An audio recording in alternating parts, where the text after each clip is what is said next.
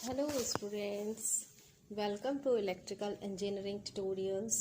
मैं शिवानी शिवहरे आप लोगों के साथ इलेक्ट्रिकल इंजीनियरिंग का एक इम्पॉर्टेंट सब्जेक्ट डिस्कस करूंगी, जिसका नाम है यूटिलाइजेशन ऑफ इलेक्ट्रिकल एनर्जी।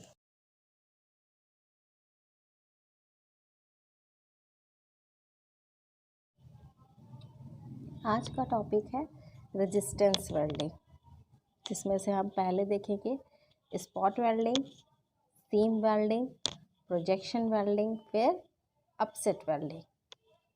चलिए आइए देखते हैं। स्पॉट वेल्डिंग, देखिए डायग्राम दिखाई दे रहा है आप लोगों को।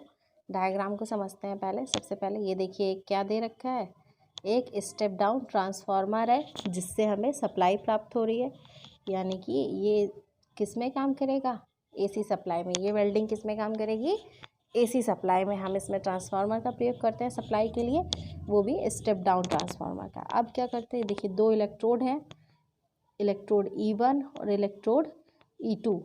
दो इलेक्ट्रोड हैं और ये जो दो प्लेट्स हैं, ये और ये वर्क प्लेस है जिसमें लिखा है जॉब, ठीक, जिसको हमें जोड़ना है। अब क्या करेंगे हम कि इसमें से जो दो इलेक्ट्रोड में से एक इलेक्ट्रोड को हम फिक्स कर देंगे और दूसरे इलेक्ट्रोड को मूवेबल रखेंगे। तो ये नीचे वाला जो है फिक्स्ड इलेक्ट्रोड है, ये है हमारा मूवेबल इलेक्ट्रोड। और जो मूवेबल इलेक्ट्रोड है वहाँ से हम क्या करेंगे, एक प्रेशर क्रिएट करेंगे, मैकेनिकल प्रेशर क्रिएट करेंगे। जो देखिए यहाँ पे दिया हुआ है मैकेनिकल प्रेशर क्रिएट हो रहा है। तो समझते हैं पहले क्या क्या है इसमें है ट्रांसफार्मर स्टेप डाउन, जो वोल्टेज को कम कर रहा है हमारे वेल्डिंग के रिक्वायरमेंट के अनुसार। दो इलेक्ट्रोड है जिसमें से एक इलेक्ट्रोड फिक्स रहेगा और दूसरा इलेक्ट्रोड मूवेबल रहेगा। मूवेबल इलेक्ट्रोड में जो रहेगा वो ऊपर से हम मैकेनिकल प्रेशर देंगे, और जो वर्क प्लेस है जिसे हमें जोड़ना है ये दो प्लेट्स हैं, प्लेट्स के फॉर्म में है, ठीक, इतना समझ गए। अब क्या करते हैं, कैसे क्या प्रोसेस होगा, इसका प्रोसेस होगा जब हमने इसमें सप्लाई दिया, क्योंकि ये प्रोसेस कौन सा मेथड है, रेजिस्टेंस मेथड। रेजिस्टेंस मेथड में क्या होना चाहिए कि रेजिस्टेंस इंक्रीज होना चाहिए, जिससे ऊष्मा क्रिएट हो फ्रॉम द फॉर्मूला H बराबर I² RT के द्वारा, ठीक। जितना समय, जितना रेजिस्टेंस बढ़ेगा, जितनी देर करंट बढ़ेगी, तो हमारे यहाँ पे ऊष्मा बढ़ेगी। यहाँ से सप्लाई आई, तो ये जो दो पॉइंट्स, क्योंकि ये स्पॉट वेल्डिंग है, स्पॉट वेल्डिंग का मतलब ये एक बिंदु के फॉर्म में जॉइंट्स क्रिएट करती है। ये बिंदु मतलब एक स्पॉट के तरीके से जॉइंट्स को क्रिएट करती है। जैसे ये दो प्लेट्स हैं जिनमें हमें इस पार्ट में ज्वाइंट करना है एक पॉइंट के रूप में। तो हमने इन दोनों प्लेट्स के बीच में, इन दोनों इलेक्ट्रोड्स के बीच में इन प्लेटों को रख दिया है। प्लेटों को रख दिया, देखिए ये जो सर्कुलर मोशन में दिखाई दे रहा है इलेक्ट्रोड, जहाँ पे वेल्ड हमें क्रिएट करना। अब क्या होगा, जैसे करंट जाएगी, दोनों सतहों के कारण, आपसी सतहें, दो प्लेट्स हैं, आपस सतह जुड़ी हुई है, उनमें करंट जा रहा है, जिसके कारण ऊष्मा जनरेट होगी। ऊष्मा जनरेट होगी, तो ऊष्मा जनरेट भी हो रही है, तो हमने ऊपर से क्या किया, जो प्रेशर क्रिएट कर दिया। इस धातु पर जो हमें जोड़ना है उस पर हमने ऊपर से मैकेनिकल प्रेशर क्रिएट किया। अब जब मैकेनिकल प्रेशर क्रिएट हुआ तो क्या हुआ, ये जो प्लेट है इसका मेल्टिंग पॉइंट क्या हो गया, घट गया। जैसे प्रेशर इंक्रीज हुआ तो ये जो इसका मेल्टिंग पॉइंट है वो डाउन हो गया, कम हो गया, और ये जो प्लेट्स हैं वो मेल्ट होके आपस में ज्वाइंट हो गई। तो इस प्रकार हमको जो इसमें जो ज्वाइंट मिलता है वो एक पॉइंट के फॉर्म में मिलता है, कंटिन्यूस ज्वाइंट नहीं मिलता है। एक दो वेल्डिंग है, तो ये देखिए एक ज्वाइंट जो मिला हमें पॉइंट के फॉर्म में मिला। क्योंकि ये पॉइंट के फॉर्म में वेल्डिंग देती है, इसलिए इसको हम कहते हैं स्पॉट वेल्डिंग। इसका प्रयोग अक्सर कभी दो सीट्स हैं उनको अगर बीच से जोड़ना है, कहीं कोई साइड्स कॉर्नर्स हैं जो साइड से जोड़ना है, तो इसलिए उसका प्रयोग वहाँ करते हैं जहाँ पॉइंट्स के फॉर्म में हमको ज्वाइंट्स की वेल्डिंग की आवश्यकता होती है, ठीक। नेक्स्ट है हमारा, आगे देखते हैं जो नेक्स्ट वेल्डिंग क्या है। नेक्स्ट वेल्डिंग है सीम वेल्डिंग। ये भी देखिए, ये जो है स्पॉट वेल्डिंग का ही कंटिन्यूअस फॉर्म है, कि अगर हम स्पॉट वेल्डिंग को कंटिन्यू जोड़ते जाएं तो क्या बन जाएंगी, वो सीम वेल्डिंग बन जाएगी। जैसे देखिए ये डायग्राम में दिखाई दे रहा है, ये क्या दिख रहा है, जो जॉइंट्स, इसमें हमने क्या किया, जो वहाँ पेनिट्रेट इलेक्ट्रोड का प्रयोग कर रहे थे, यहाँ हमने एक रोलर के फॉर्म में इलेक्ट्रोड का प्रयोग किया ना, रोलर के फॉर्म में इलेक्ट्रोड का प्रयोग किया। और ये जो दो सीट है, ये सीट है, ये रोलर क्या कर रहे हैं, मूवेबल है और प्रेशर क्रिएट कर रहा है इन दो शीट्स के बीच में, इन दो सीट्स के बीच में प्रेशर क्रिएट कर रहे हैं। और ये जो शीट है ये आगे की तरफ चल रही है। इससे क्या हो रहा है कि जैसे जैसे शीट आगे की तरफ चलती जाएगी, इस पोर्शन में वेल्डिंग क्रिएट हो जाएगी। अब वेल्डिंग, क्योंकि ये कंटिन्यूअस वेल्डिंग दे रही है स्पॉट्स के फॉर्म में, देखिए एक स्पॉट ये इस तरीके से। अब आगे चल के जो वेल्डिंग का फॉर्म आता है, इस तरीके पॉइंट के वाइज इस टाइप का फॉर्म क्रिएट हो जाता है। जैसे ये एक जैसी कंटिन्यूअस वेल्डिंग दे रही है यहाँ पे, तो इसमें क्या हुआ कि जो हमें डॉट्स के फॉर्म में, स्पॉट के फॉर्म में वेल्डिंग मिल रही थी, अब क्या है, हम कंटिन्यूअस वेल्डिंग मिल रही। जैसे अगर मान लीजिए दो सीट हैं इस तरीके से, अगर इनको हमको पूरा का पूरा जोड़ना है तो हम शीम वेल्डिंग का प्रयोग करेंगे, ना कि स्पॉट वेल्डिंग का। इससे फ़ायदा क्या है, ये जो वेल्डिंग होती है ये काफ़ी मजबूत भी होती है, क्योंकि पूरा का पूरा जोड़ना है। तो जहाँ पे हमें बड़ी बड़ी सीट्स को, स्टील के, लोहे की सीट्स को जोड़ना होता है, या किसी भी मटेरियल की शीट्स को जोड़ना होता है पूरी की पूरी परत की परत, तो हम किसका प्रयोग करेंगे, शीम वेल्डिंग का। लेकिन इसका एक डिसएडवांटेज क्या है कि जैसे जैसे ये आगे बढ़ती है तो ये क्या, इसमें ऊष्मा बहुत हो जाती है, ये गर्म बहुत हो जाती है। तो हमको इसके लिए एक, इसके सराउंडिंग में एक कूलिंग का अरेंजमेंट करना पड़ता है, ताकि अगर ये वेल्ड होके बाहर निकले तो इसको हम कूल कर सकें मैनुअली, अदरवाइज़ ये बहुत ज़्यादा गर्म होती है। ठीक, इस प्रकार हमने देखा कि ये हमारी शीम वेल्डिंग है।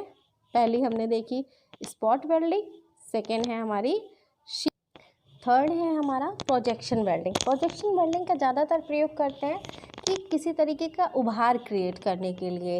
उभार जैसे ये तो ज़्यादातर इसका प्रयोग होता है मोहर वगैरह बनाने में, कुछ एडवर्टीज़मेंट बनाना है उभार टाइप का, तो वहाँ पे प्रयोग करते हैं। जैसे देखिए इसमें क्या है, दो इलेक्ट्रोड हैं और एक कैविटी के फॉर्म में क्रिएट होता है। एक इलेक्ट्रोड ये है, एक इलेक्ट्रोड ये है।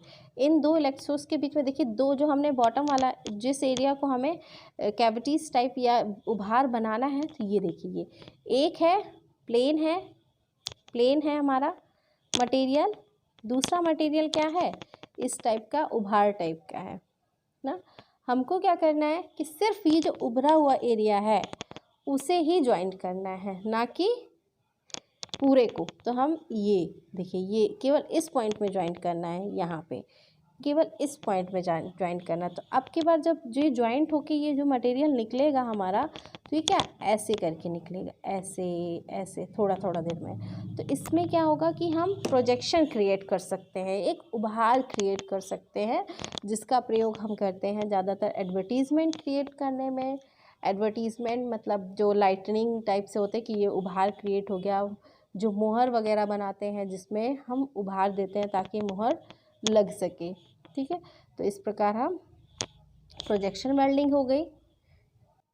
नेक्स्ट है upset butt welding. Butt welding में ज़्यादातर क्या होता है कि हम दो पाइप्स को, दो ट्यूब्स को ज्वाइंट करते हैं। जैसे ये दो हमारे पास अलग अलग ट्यूब हैं और इन्हें हमें जोड़ना है, तो हम क्या करेंगे, इसको जोड़ने के लिए यहाँ पे वेल्ड करेंगे। इसमें देखिए डायग्राम को समझते हैं पहले, क्या डायग्राम दे रहा है।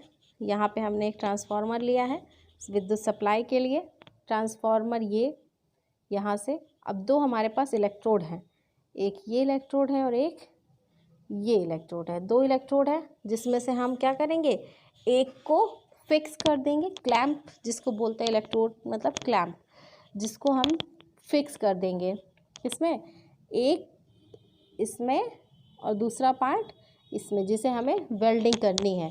तो जैसे देखिए ये क्लैंप है, इसमें हमने क्या किया, ये एक मटेरियल है, दूसरा ये मटेरियल, यानी कि एक पाइप ये है और एक पाइप ये है।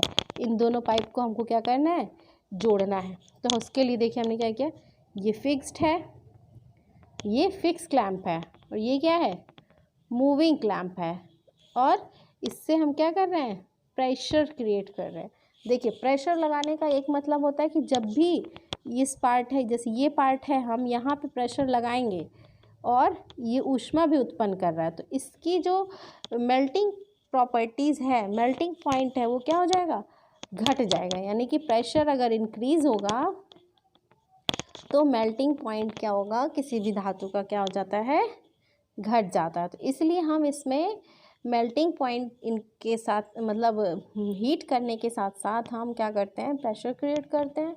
जो प्रेशर है हमारा वो मेल्टिंग पॉइंट को घटा देता है और दो मटेरियल आपस में जॉइंट हो जाते हैं। तो इसलिए देखिए यहाँ से प्रेशर लग रहा है, ये दोनों क्योंकि धातुएं हैं, इन दोनों के बीच में रेजिस्टेंस बन रहा है, आपसी संपर्क, कॉन्टैक्ट रेजिस्टेंस बढ़ने के साथ साथ यहाँ पे ऊष्मा क्रिएट हो रही है। वो ऊष्मा जब क्रिएट हो रही है तो हम यहाँ से एक प्रेशर अप्लाई कर दे रहे हैं। प्रेशर अप्लाई करने के साथ साथ करने पर जो दोनों की सतहें हैं, सतहों का जो मेल्टिंग पॉइंट है वो घट जाता है, सतह का मेल्टिंग पॉइंट घट जाता है।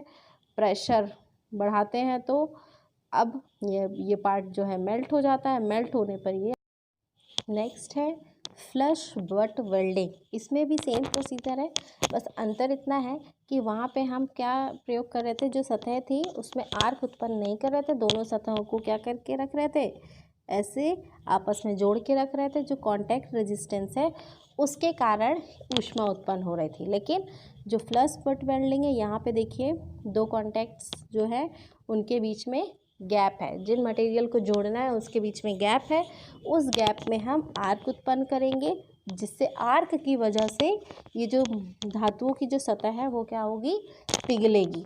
और जैसे ही पिघलेगी हम यहाँ से प्रेशर अप्लाई करेंगे तो ये जो दोनों सतहें हैं, दो अलग अलग पाइप हैं, वो आपस में जॉइंट हो जाएंगे। ये भी एक बट वेल्डिंग जैसे हमने पढ़ा, सिंपल बट वेल्डिंग, और ये हमारी फ्लश बट वेल्डिंग। क्योंकि फ्लश आर्क उत्पन्न हो रहा है इसलिए इसको हम कहते हैं फ्लश बट वेल्डिंग। बाकी इसमें भी ट्रांसफार्मर का प्रयोग कर रहे हैं हम सप्लाई देने के लिए। दो क्लैंप लगे हुए हैं, जिसमें एक है मूविंग क्लैंप, दूसरा है फिक्स्ड क्लैंप। और क्लैंप से हम दो पाइप को जोड़ते हैं जिनको आपस में जॉइंट करना है। प्रेशर अप्लाई करते हैं ताकि हमारा मेल्टिंग पॉइंट कम हो जाए और जॉइंट क्रिएट हो जाए। ठीक, आज के लिए इतना ही। अगर आपको इसमें कुछ ना समझ में आया तो आप कमेंट में लिख के बता सकते हैं और मैं उसको नेक्स्ट वीडियो में डिस्कस करूँगी कि आपको अगर नहीं समझ में आया कुछ भी। ठीक है, आज के लिए इतना ही। Okay, thank you for watching.